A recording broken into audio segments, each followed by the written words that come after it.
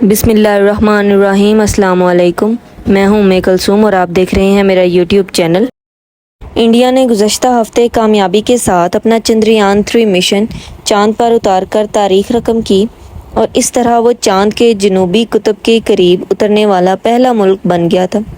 چندریان 3 کا Vikram lander 20 minute کی کوشش کے بعد چاند کی سطح پر اترا تھا اور اس منظر کو دنیا بھر میں لاکھوں افراد نے دیکھا تھا۔ اس کے چند گھنٹوں بعد پرگیان روور نے لینڈر سے نکل کر چاند پر اپنا پہلا قدم رکھا۔ اس کے بعد سے انڈین خلائی تحقیق کی ایجنسی آسرو باقاعدگی سے یہ اپڈیٹس فراہم کر رہی ہے کہ چاند کی سطح پر پرگیان روور کیا دیکھ پا رہا ہے، اس نے کتنی اور کون سی تصاویر بنائیں، یہ اب تک کتنا فاصلہ طے کر چکا ہے اور اس کے راستے میں کون سی رکاوٹیں حائل ہو رہی ہیں۔ آج سے قبل ہم نے صرف پرگیان روور کی ویڈیوز اور تصاویر دیکھی تھی جو وکرم لینڈر نے لی تھی، لیکن بدھ کی صبح پرگیان نے اپنے کیمرے کا رخ وکرم لینڈر کی طرف کیا اور کہا، مسکرائیں پلیز۔ بلیک اینڈ وائٹ تصویر میں وکرم کو اپنی تمام 6 ٹانگوں کے ساتھ چاند کی زمین پر مضبوطی سے نصب دکھایا گیا۔ انڈین اسپیس ریسرچ آرگنائزیشن کا کہنا ہے کہ مشن کی یہ تصویر روور پر موجود نیویگیشن کیمرے سے لی گئی ہے۔ پچھلے کچھ دنوں سے پرگیان چاند کی سطح پر سخت محنت کر رہا ہے۔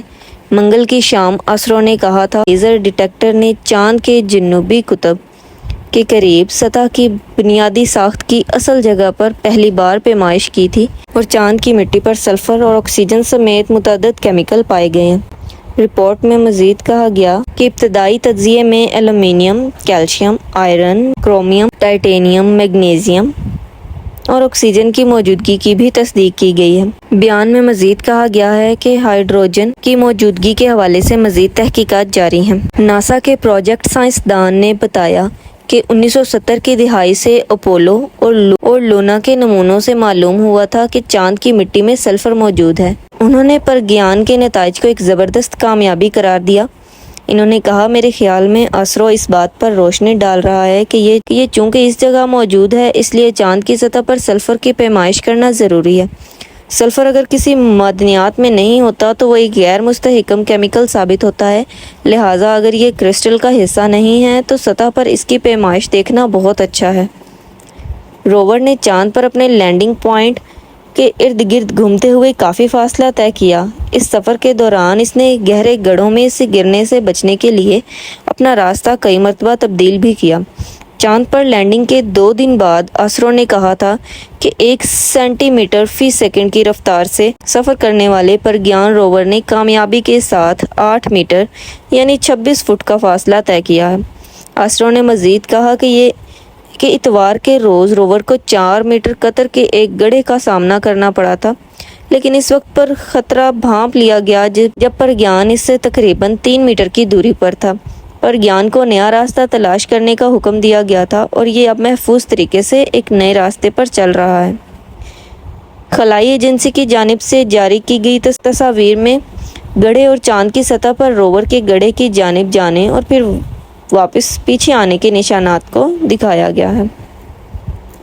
اتوار کے روز آسرو نے کہا تھا کہ انہیں وکرم لینڈر پر موجود ایک پروب سے چاند کی سطح اور سطح سے 10 سینٹی میٹر نیچے کی گہرائی تک کے درجہ حرارت کے بارے میں اعداد و شمار کا پہلا سیٹ ملا ہے۔ اس پروب میں 10 انفرادی درجہ حرارت سینسر نصب کیے گئے ہیں اور اس کے کچھ دلچسپ نتائج سامنے آئے ہیں۔ آسرو کی جانب سے ایکس پر پوسٹ کیے گئے ایک گرافک میں سطح کے اوپر اور نیچے درجہ حرارت میں واضح فرق دکھایا گیا۔ اگرچہ سطح پر درجہ حرارت تقریباً 60 ڈگری سینٹی گریڈ تھا، لیکن یہ سطح کے نیچے تیزی سے گر گیا۔ یہ زمین کی سطح سے 80 ملی میٹر یعنی صرف 3 انچ نیچے -10 سینٹی گریڈ تک گر گیا۔ آسرو کے ایک سائنسدان نے خبر رساں ایجنسی PTI کو بتایا کہ وہ درجہ حرارت میں اتنے زیادہ اتار چڑھاؤ پر حیران ہیں۔ BH دارکیشا نے کہا کہ ہم سب کو معلوم تھا کہ چاند کی سطح پر درجہ حرارت 20 سے 30 سینٹی گریڈ کے آس پاس ہو سکتا ہے، لیکن یہ حیرت انگیز طور پر ہماری توقع سے زیادہ ہے۔ ناسا کے مطابق چاند کے قریب دن کا درجہ حرارت 120 سینٹی گریڈ تک پہنچ جاتا ہے، جبکہ رات کا درجہ حرارت -130 سینٹی گریڈ تک گر سکتا ہے۔